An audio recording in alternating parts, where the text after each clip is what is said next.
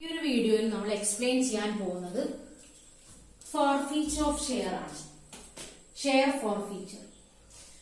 എപ്പോഴാണ് ഒരു share forfeit ചെയ്യുന്നത്? ഫോർഫീച്ചർ എന്ന് പറഞ്ഞിട്ടുണ്ടെങ്കിൽ തന്നെ ക്യാൻസൽ ഓഫ് ഷെയർ എന്നുള്ളതാണ്. Cancellation of share due to non payment. ഷെയറിലുള്ള എമൗണ്ട് പണം മണി കൊടുത്തിട്ടില്ലെങ്കിൽ, പേയ്മെന്റ് നടത്തിയിട്ടില്ലെങ്കിൽ ആ ഷെയർ ക്യാൻസൽ ചെയ്യുന്നതിനാണ് ഷെയർ ഫോർഫീറ്റർ എന്ന് പറയുന്നത്. ഷെയർ ഫോർഫീറ്റ് എന്ന് പറഞ്ഞാൽ ഒരു ഷെയർ ക്യാൻസൽ ചെയ്യുന്നു due to non payment of his money. That means നമ്മളുടെ കമ്പനിയിലെ ഒരു ഷെയർ ഒരാൾ വാങ്ങി, 10 ഷെയർ വാങ്ങി വെച്ചിരിക്കും. എ എന്ന് പറയുന്ന ഒരു വ്യക്തി നമ്മുടെ കമ്പനി ABC ലിമിറ്റഡ് എന്നുള്ള കമ്പനിയിലെ 10 ഷെയർ എ എന്ന് പറയുന്ന വ്യക്തി പർച്ചേസ് ചെയ്തു. എ എന്ന് പറയുന്ന വ്യക്തി എങ്ങനെയാണ് ഈ 10 ഷെയർ വാങ്ങുന്നത്? 10 ഷെയറും, അപ്പൊ ഫോർ എക്സാമ്പിൾ അതിന്റെ ഫേസ് വാല്യൂ ഒരു ഷെയറിന് എത്ര രൂപയാണ്? 10 രൂപയാണെന്ന് വിചാരിക്കുക. 10 രൂപയുടെ 10 ഷെയർ എ എന്ന് പറയുന്ന വ്യക്തി വാങ്ങുമ്പോൾ ആദ്യം അയാൾ തരുന്നത് ഈ 10 ഷെയർ വാങ്ങാൻ 10 ഷെയറിന്റെ application money, for example application money 2 രൂപയാണെങ്കിൽ അയാൾ 20 റുപ്പീസ് തന്നിട്ട് അപ്ലിക്കേഷൻ മണി 20 എന്താണ്? അപ്ലിക്കേഷൻ മണി തന്നിട്ടാണ് അയാൾ ഈ ഷെയർ വാങ്ങിയിട്ടുള്ളത്. അതിനുശേഷം ആഫ്റ്റർ ദിസ്, ഈ അപ്ലിക്കേഷൻ തന്നതിന് ശേഷം അയാൾ വീണ്ടും തരേണ്ടത് എന്താണ്? അലോട്ട്മെന്റ് മണി തരണം, അല്ലെ? അതിനുശേഷം കുറച്ച് മാസങ്ങൾ കഴിഞ്ഞ് അല്ലെങ്കിൽ സർട്ടൻ പീരീഡിന് ശേഷം അയാൾ കാൾ മണി തരണം. For example allotment money 3 rupees ആണ്, കാൾ മണി 5 ആണ്. അങ്ങനെയാണ് 10 രൂപ ഷെയറിന്റെ വാല്യൂ. അതിൽ ഈ 2 രൂപ മാത്രമേ ഉള്ളൂ ഈ ഒരു എ എന്ന് പറഞ്ഞ ആൾ തന്നിട്ടുള്ളത്. പിന്നെ അലോട്ട്മെന്റ് മണിയും കാൾ മണിയും തന്നില്ല. നമ്മൾ നോട്ടീസ് അയച്ചു, ഷെയർ ഫോർഫീറ്റ് ചെയ്യും, ക്യാൻസൽ ചെയ്യാണ് നിങ്ങൾക്ക് തന്നിട്ടുള്ള ഷെയർ എന്നുള്ള നോട്ടീസ് കൊടുത്തു. അത് തിരിച്ചടക്കാനുള്ള ഒരു ഡേറ്റ് ഒക്കെ കൊടുത്തു. എന്നിട്ട് ബോർഡ് ഓഫ് ഡയറക്ടേഴ്സ് മീറ്റിംഗ് കൂടി തീരുമാനിച്ചു. അങ്ങനെയുള്ള പ്രൊസീജിയർ ഒക്കെ ഉണ്ട്. അതെല്ലാം കഴിഞ്ഞതിന് ശേഷം അയാളുടെ ഷെയർ ഫോർഫീറ്റ് ചെയ്യുന്നു. അപ്പൊ ഷെയർ ഫോർഫീറ്റ് ചെയ്യുന്ന എന്ത് കാരണത്താലാണ്? ഈ ബാക്കിയുള്ള പണം, ഷെയറും അയാൾ ബാക്കിയുള്ള പണം ഈ ഒരു വ്യക്തി അടച്ചില്ല. അയാൾക്ക് നോട്ടീസ് കൊടുത്തിട്ടും അയാൾ അടച്ചില്ലെങ്കിൽ അയാളുടെ ഷെയർ എന്ത് ചെയ്യും? ഫോർഫീറ്റ് ചെയ്യും. അപ്പൊ അങ്ങനെ കേസിൽ അക്കൗണ്ടിംഗ് ട്രീറ്റ്മെന്റ് എന്താണ് എന്നുള്ളതാണ് നമുക്ക് ഡിസ്കസ് ചെയ്യേണ്ടത്. ഇപ്പൊ ഷെയർ ഫോർഫീറ്റിന്റെ അക്കൗണ്ടിംഗ് ട്രീറ്റ്മെന്റ് പറയുമ്പോൾ അവിടെ 3 കേസ് പറയുന്നുണ്ട്. അപ്പൊ എ എന്ന് പറയുന്ന കേസ് ഒരു ഷെയർ ഫോർഫീറ്റ് ചെയ്യുന്നു. ആ ഷെയർ എന്ത് ചെയ്തതാണ്? ഇഷ്യൂഡ് അറ്റ് പാറിൽ ഇഷ്യൂ ചെയ്ത ഒരു ഷെയർ ഫോർഫീറ്റ് ചെയ്യുമ്പോൾ ഉള്ള അക്കൗണ്ടിംഗ് ട്രീറ്റ്മെന്റ്. ബി എന്ന് പറഞ്ഞിട്ട് നമുക്ക് പറയേണ്ടത് ഒരു ഷെയർ എന്ത് ചെയ്യുന്നു? ഫോർഫീറ്റ് ചെയ്യുന്നു. ആ ഒരു ഷെയർ എന്ത് ചെയ്തതാണ്? പ്രീമിയത്തിൽ ഇഷ്യൂ ചെയ്തതാണ്. ആ പ്രീമിയത്തിൽ ഇഷ്യൂ ചെയ്ത share premium amount is not received, premium amount കിട്ടിയിട്ടില്ല. അപ്പോഴുള്ള അക്കൗണ്ടിംഗ് ട്രീറ്റ്മെന്റ്. ഈ സി എന്ന് പറയുന്ന കേസും പ്രീമിയത്തിൽ തന്നെയാണ് ഇഷ്യൂ ചെയ്തത്, ബട്ട് പ്രീമിയം റിസീവ്ഡ്, പ്രീമിയം എന്ത് ചെയ്തിട്ടുണ്ട്? റിസീവ്ഡ്. അപ്പൊ ഇങ്ങനെ 3 കേസ് നമുക്ക് എന്ത് ചെയ്യാനുണ്ട്? എക്സ്പ്ലെയിൻ ചെയ്യണം. 3 കേസിലും 3 രീതിയിലാണ് ജേണൽ വരുന്നത്, അത്രേ ഉള്ളൂ. അപ്പൊ ഒന്നാമത്തെ കേസ് ഷെയർ എന്ത് ചെയ്യാണ്? പാറിൽ ഇഷ്യൂ ചെയ്യുകയാണ്.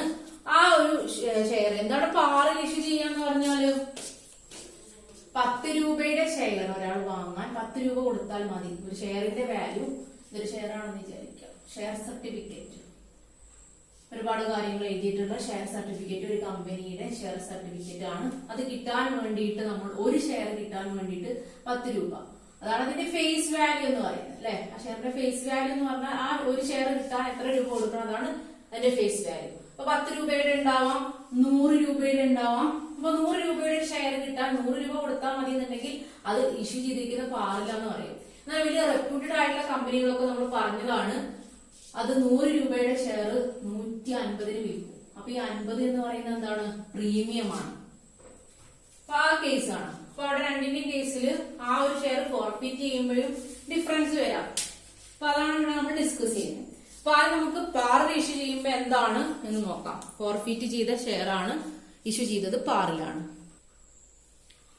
ഇപ്പൊ ജേണൽ എൻട്രി ഇതാണ്, ഫോർഫീറ്റ് ഓഫ് ഷെയർ ആണ്, പാറിൽ ഇഷ്യൂ ചെയ്തതാണ്. ഇങ്ങനെയായിരിക്കും ജേണൽ എൻട്രി. അപ്പൊ രണ്ട് കാര്യങ്ങൾ ഫോർഫീറ്റിന്റെ കേസിൽ നമ്മൾ രണ്ട് കാര്യം ശ്രദ്ധിക്കുക. എപ്പോഴും എക്സാമിന് വരുന്ന ഒരു ക്വസ്റ്റ്യൻ ആണ്. ഈ ഒരു ചാപ്റ്ററിൽ 5 മാർക്കിന് എപ്പോഴും ഷുവർ ആയിട്ട് ചോദിക്കുന്ന ഒരു ക്വസ്റ്റ്യൻ ആണ് ഫോർഫീറ്റിന്റെ ജേണൽ എൻട്രി. ഫോർഫീറ്റും റീഇഷ്യൂ കൂടി വരുന്നതായിരിക്കും. അപ്പൊ ഫോർഫീറ്റ് എന്തായാലും നമ്മൾ മനസ്സിലാക്കിയിരിക്കേണ്ട. ഇനി എസ് എക്ക് ചോദിക്കുകയാണെങ്കിൽ അതിലും ഉണ്ടാവും ഒരു ഫോർഫീറ്റിന്റെ കേസ്. അപ്പൊ ഫോർഫീറ്റ് ചെയ്യുമ്പോ നമ്മൾ നേരത്തെ പഠിച്ചു വെച്ചിട്ടുള്ള ജേണൽ എൻട്രിന്റെ ഒക്കെ ഒരു റിവേഴ്സ്, ഒരു ഓപ്പോസിറ്റ് ആണ്. ഓപ്പോസിറ്റ് ജേണൽ എൻട്രി ആണ് എഴുതേണ്ടത്. ഓപ്പോസിറ്റ് ജേണൽ എൻട്രി നമ്മൾ എല്ലാത്തിലും ഷെയർ ക്യാപിറ്റലിനെ ക്രെഡിറ്റ് ചെയ്ത് വെച്ചിരിക്കല്ലേ. പക്ഷെ ഷെയർ ഫോർഫീറ്റ് ചെയ്യുന്ന സമയത്ത് നോക്കൂ, ഷെയർ ക്യാപിറ്റലിൽ നമ്മൾ ഡെബിറ്റ് ചെയ്തിരിക്കുകയാണ്. കാരണം ഇത് ക്യാൻസൽ ചെയ്യണം. ഇഷ്യൂ ചെയ്ത ഷെയർ ഇല്ലാതാക്കുക, ക്യാൻസൽ ആക്കണം. ഒരു എമൗണ്ടിനെ ഇല്ലാതാക്കണമെങ്കിൽ എന്ത് ചെയ്താൽ മതി? ഡെബിറ്റും ക്രെഡിറ്റും ചെയ്താൽ മതി. അപ്പൊ ഇത്രയും ക്യാപിറ്റൽ ഉണ്ട് എന്ന് നമ്മൾ ക്രെഡിറ്റ് ചെയ്ത് വെച്ചിട്ടുണ്ട്. അത്രയും ക്യാപിറ്റലാണ് ഡെബിറ്റ് ചെയ്താൽ ആ ക്യാപിറ്റൽ എന്തായി? ആ ഷെയർ ഇല്ലാതായി. ഈ ഷെയറിനെ നമുക്ക് ക്യാൻസൽ ചെയ്യണം അല്ലെ. ഇപ്പൊ നേരത്തെ പറഞ്ഞ എക്സാമ്പിൾ ആണെങ്കിൽ എ എന്ന് പറഞ്ഞ വ്യക്തി ആൾ 10 ഷെയർ വാങ്ങിയിട്ടുണ്ട്. 10 ഷെയർ വാങ്ങിയിട്ടുണ്ട്. പക്ഷെ അയാൾ എന്ത് ചെയ്തില്ല? അതിന്മേലുള്ള അപ്ലിക്കേഷൻ മണി തന്നു. എന്നിട്ട് അപ്ലിക്കേഷൻ മണി തന്നത് കൊണ്ടാണല്ലോ അയാൾക്ക് നമ്മൾ ഷെയർ അലോട്ട് ചെയ്തത്. എന്നിട്ട് അലോട്ട്മെന്റ് മണിയായിട്ടുള്ള 3 രൂപ അയാൾ തന്നില്ല. കാൾ മണി ആയിട്ടുള്ള 5 രൂപ അയാൾ തന്നില്ല. അപ്പൊ അയാളുടെ ഷെയർ നമ്മൾ എന്ത് ചെയ്തു? ഫോർഫീറ്റ് ചെയ്തു. അപ്പൊ ജേണൽ എൻട്രി ഇതാണ്. ജസ്റ്റ് റിവേഴ്സ് കൊടുക്കുക. ഷെയർ ക്യാപിറ്റൽ നേരത്തെ ക്രെഡിറ്റ് ചെയ്തു, അപ്പൊ ഇവിടെ debit. Share capital account debtor. എന്താണ് ഈ എമൗണ്ട് എന്നുള്ളതാണ്. അതിന്റെ amount the called amount. We debit share capital with the called amount. എത്രയാണോ നമ്മൾ കാൾ ചെയ്തത്, എത്ര വിളിച്ചിട്ടുണ്ട്. ചിലപ്പോ call money, first call money, second call money ഒക്കെ ഉണ്ടെങ്കിൽ ഫസ്റ്റ് കാൾ മണി വിളിക്കാത്ത സമയത്ത് തന്നെ അയാൾ തന്നിട്ടില്ലെങ്കിൽ ആ കാൾ ചെയ്തത് വരെയാണ് നമ്മൾ എഴുതേണ്ടത്. ഇവിടെ ഇപ്പൊ ഈ ഒരു എക്സാമ്പിൾ നോക്കുക. ഈ ഒരു എ എന്ന് പറഞ്ഞ വ്യക്തി 10 ഷെയർ എല്ലാതും കഴിഞ്ഞു.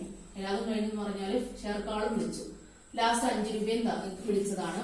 എല്ലാ ആളുകളും, ഈ കമ്പനിയുടെ ഷെയർ വാങ്ങിയ എല്ലാ ആളുകളും കാൾമണിയൊക്കെ തന്നു. പക്ഷെ ഈ ഒരു എ എന്ന് പറഞ്ഞ വ്യക്തി എന്ത് ചെയ്തില്ല? മിസ്റ്റർ എ എന്ത് ചെയ്തില്ല? ഈ അലോട്ട്മെന്റ് മണിയും തന്നില്ല, കാൾ മണിയും തന്നില്ല. അതുകൊണ്ട് അയാളുടെ ഷെയർ നമ്മൾ എന്ത് ചെയ്യാണ്? ഫോർഫീറ്റ് ചെയ്യാണ്. അപ്പൊ ആദ്യം ഈ ഷെയർ ക്യാപിറ്റൽ എന്ന് നമ്മൾ ഷെയർ ഫോർഫീറ്റ് ചെയ്ത ആദ്യം ഈ ജേണൽ എൻട്രി എഴുതിയേണ്ടത്. അത് പാറിലാണെങ്കിൽ പ്രീമിയം ഒന്നും ഇല്ല എങ്കിൽ ആദ്യം ഷെയർ ക്യാപിറ്റൽ നമ്മൾ ഡെബിറ്റ് ചെയ്യും. എത്ര എമൗണ്ട് ഡെബിറ്റ് ചെയ്യാന്നുള്ളതാണ് നമ്മൾ പിന്നെ ചിന്തിക്കുന്നത്. എത്ര എമൗണ്ട് കൊണ്ടാണ് ഈ ഷെയർ, എത്ര ഷെയർ ആണോ ഈ വ്യക്തി വാങ്ങിയത്. എ എന്ന് പറഞ്ഞ വ്യക്തി എത്ര ഷെയർ വാങ്ങി? 10 ഷെയർസ്. 10 ഷെയർ വാങ്ങി. എത്ര ഫേസ് വാല്യൂ? 10. ഫേസ് വാല്യൂ കൊണ്ടാണ് ഡെബിറ്റ് ചെയ്യാന്ന് വിചാരിക്കരുത്. കാൾഡ് എമൗണ്ട് കൊണ്ടാണ് ഡെബിറ്റ് ചെയ്യേണ്ടത് കേട്ടോ. ഇപ്പൊ ഈ ഒരു എക്സാമ്പിൾ നമ്മളുടെ ഫേസ് വാല്യൂ തന്നെ എടുക്കാൻ കാരണം 10 രൂപയും വിളിച്ചിട്ടുണ്ട്, ഫുള്ള് വിളിച്ചിട്ട് ആള് തന്നിട്ടില്ല. അപ്പോ 10 into 10 100 റുപ്പീസ്. 100 റുപ്പീസ് നമ്മൾ ഷെയർ ക്യാപിറ്റലിൽ ക്യാൻസൽ ചെയ്തു. ഡെബിറ്റ് സൈഡിൽ 100 എഴുതി. ഇനി നോക്കൂ, ഷെയർ അലോട്ട്മെന്റിൽ എത്രയാണ്? 3 രൂപയാണ് അയാൾ തരുന്നത്. എത്ര ഷെയറുമേ? 10 ഷെയറുമേ 30 രൂപ തരേണ്ടിയിരുന്നു, തന്നില്ല. അപ്പൊ ഷെയർ അലോട്ട്മെന്റ് എന്ന് പറഞ്ഞിട്ട് നമ്മൾ എന്താ എഴുതി? Unpaid allotment. Unpaid allotment. ഇനിയിപ്പോ ഷെയർ കാൾ എന്ന് പറഞ്ഞിട്ട് നമ്മൾ എന്താ എഴുതേണ്ടത്? Unpaid call. അയാൾ തരാത്തതൊക്കെ നമ്മൾ അങ്ങനെ എഴുതി. അയാൾ തന്നൊരു കാര്യമുണ്ട്. എന്താണത്? അപ്ലിക്കേഷൻ മണി 2 അയാൾ തന്നിട്ടുണ്ട് അല്ലെ. അത് നമ്മൾ അയാൾക്ക് തിരിച്ചു കൊടുക്കോ? റീഫണ്ട് ചെയ്യോ? ഇല്ല. അപ്ലിക്കേഷൻ മണി അയാൾ എന്തൊക്കെ തന്നു, ഇപ്പൊ അലോട്ട്മെന്റ് മണിയും തന്നു വിചാരിക്കാം. ഈ കാൾ മണി മാത്രമേ തരാത്തതുള്ളൂ. എന്നാലും അയാൾ തന്നതൊന്നും കമ്പനി തിരിച്ചു കൊടുക്കില്ല. കമ്പനി അതൊരു സെപ്പറേറ്റ് അക്കൗണ്ടിലേക്ക് മാറ്റും. ആ അക്കൗണ്ടിന്റെ പേരാണ് ഷെയർ ഫോർഫീറ്റഡ് അക്കൗണ്ട്. നോക്കൂ, ക്രെഡിറ്റ് സൈഡില് 30, 50, 20, 100. കിട്ടിയത് എതിരെഴുതുക ഷെയർ ഫോർഫിറ്റഡ് അക്കൗണ്ട്. പ്രത്യേകം ശ്രദ്ധിക്കുക. അയാൾ എന്ത് തന്നു എന്നുള്ളത് മാത്രമായിരിക്കും ഏതിലുണ്ടാവുക, ഷെയർ ഫോർഫിറ്റഡ് അക്കൗണ്ടിലേക്ക് മാറ്റി. ഷെയർ ക്യാപിറ്റലിന് ഫോർഫിറ്റിന്റെ സമയത്ത് എപ്പോഴും നമ്മൾ ഡെബിറ്റ് ചെയ്യും. കാരണം ആ ക്യാപിറ്റൽ ക്യാൻസൽ ചെയ്യാൻ വേണ്ടിയിട്ടാണ് അങ്ങനെ ചെയ്യുന്നത്.